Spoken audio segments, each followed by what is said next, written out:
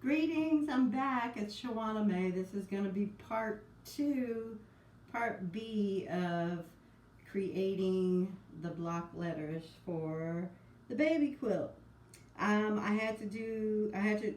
had some technical difficulties in the first part, so I'm finishing up this video series on doing the block letters today. So both these videos will be made in the same day. That's how you know they belong together, okay? So this is part 4 and video B. All right, that's how I labeled it. And we're doing block letters, creating for the quilt that I'm making for my grandson. His name is Ty.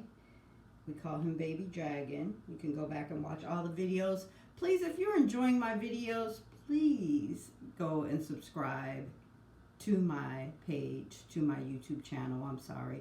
Please subscribe to my channel. I'm so used to being on Facebook. Please subscribe to my YouTube channel and hit the notification bell so that you're notified when I do new videos. So this is the first letter. If you were watching video A, you know that we were using a lined pillowcase as like a measuring stick, measuring lines for the letters. And now we're working on the A. And I have it set up now where I have another camera angle. So I'm going to move the camera right now and put you guys over here so we can get right to it. So that I'm not wasting any more of your precious time. All right, so here we go. There we go. A little work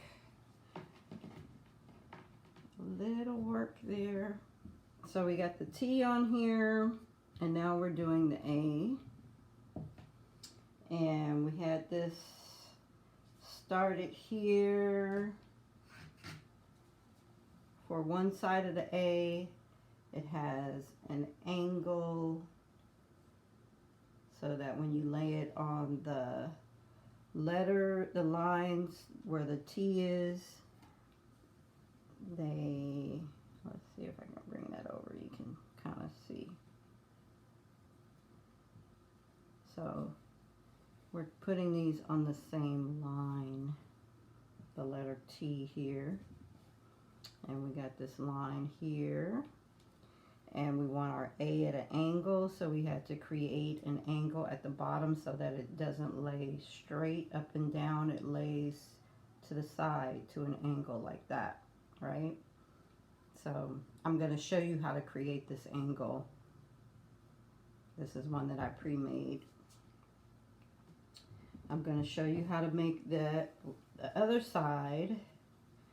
We did a strip in the video right before this where we press the edges down to match the size of the other letters. So it's the same width as the T and the other side of the A, right? Same width, same length across. They don't have to be perfect unless you're OCD. I sew like I cook, by feeling, by visual, okay? When my ancestors tell me to stop, that's when I stop. When they tell me to add some more, that's when I add some more. So we're making this A, and we want it the same height as the T. So we're going to have to come across here also, right, so that they match, because right now we have extra fabric there, okay? So all this extra up here is going to either get folded under and ironed or cut and pressed under, or we'll see as we go along. But right now I'm going to show you how to create this angle on the other side using this piece, okay? So I don't know about you guys, but if you're really good at math, this is probably not a big deal to you. I'm semi-okay with math. I got as far as geometry, and then I was really, really challenged with or Algebra 2. I don't even think yeah, Algebra 2. Geometry was, I passed it, but it was really challenging for me and I didn't retain much.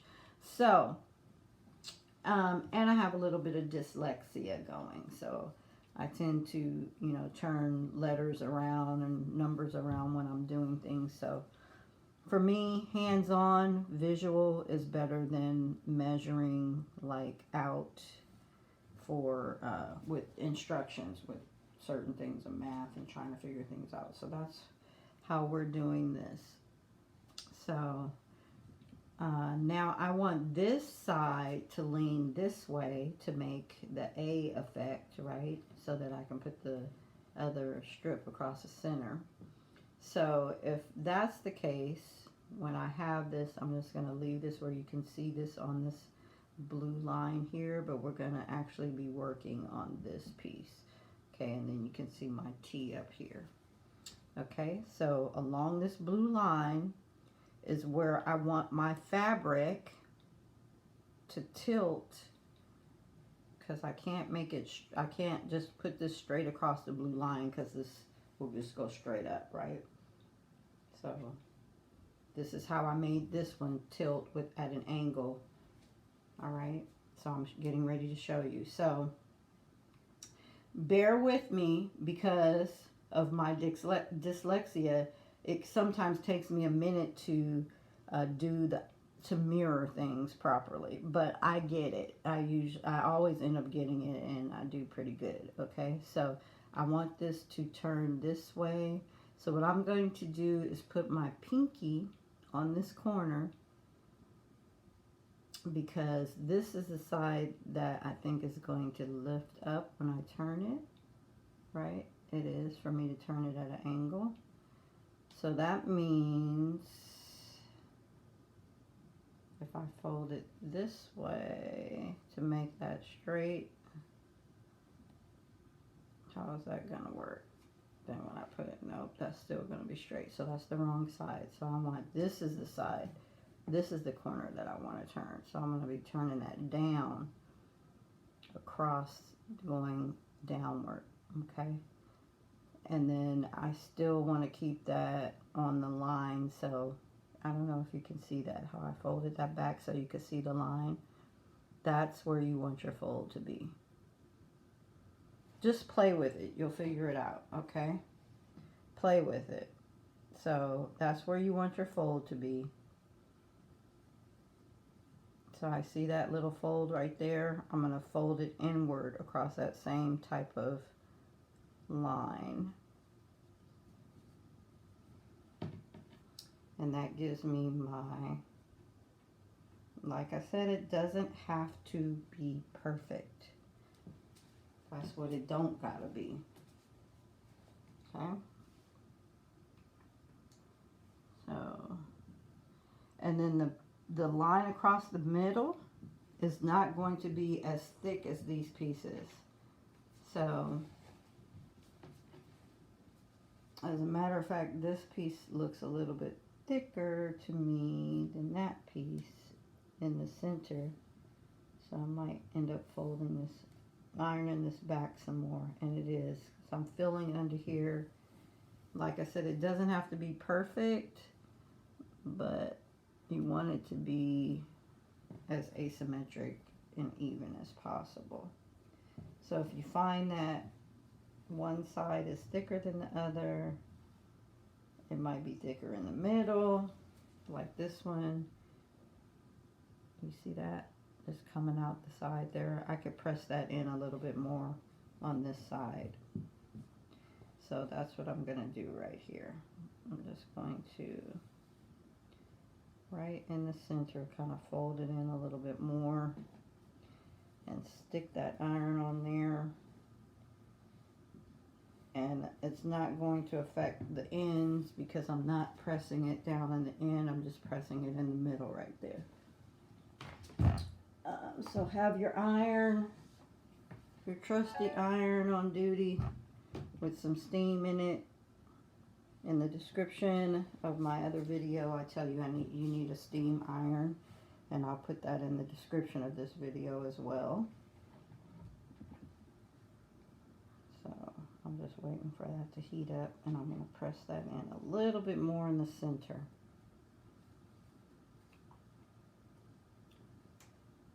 So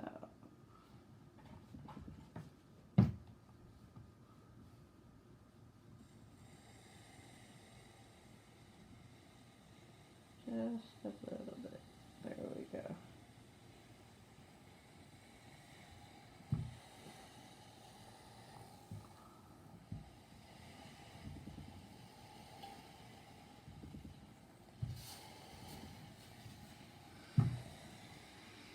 Okay.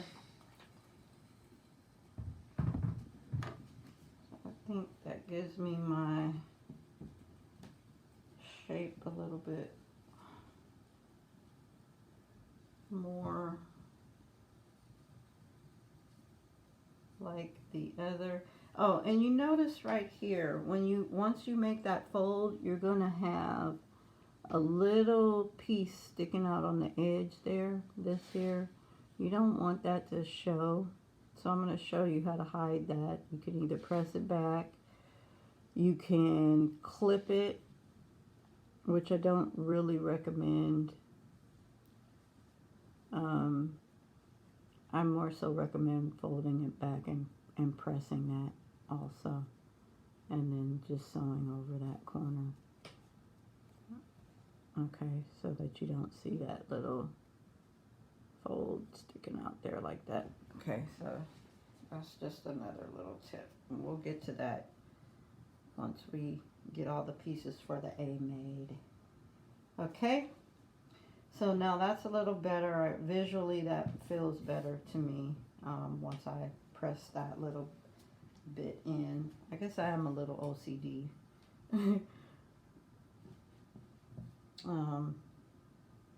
Just not very technical. I am not technical, and now my iron has wet my, so I'm going to move this over because I don't want to work on that wet spot.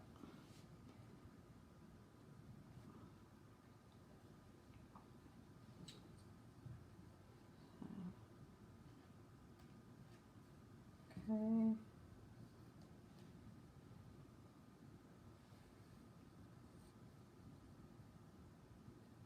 I'm repositioning my letters here a little bit, but okay. All right, so all right, we have one side of the A that's already pressed down. We'll talk more about hiding that corner, that edge, after we cut this, okay? And all the while I'm using the height of my T. I repin this.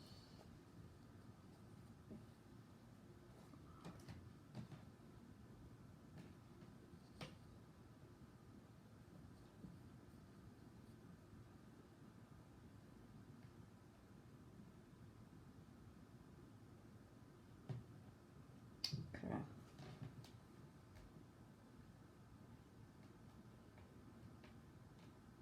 I'm not really worried about this T overlapping the other side of the A. I just really want you guys to just see that as a visual, because you'll be able to use your letter T as a visual for the height that you want your A and whatnot to be. So I'm bringing this down to the same line that the bottom of my T is at, which is this line here. So I'm bringing it across. Okay. And now I am ready to create this A. So in measuring how wide I want this A to be, I'm going to, if you were watching my other video, you know that I folded the center piece of the rectangular shape of the quilt into thirds. So that's what this is. This is folded into thirds. It's 3 times wider than this, that way. outward if I open this up. Watch the first video, part A, if you want to see that, okay? So I want my letter to fit this wide. This is 1/3 of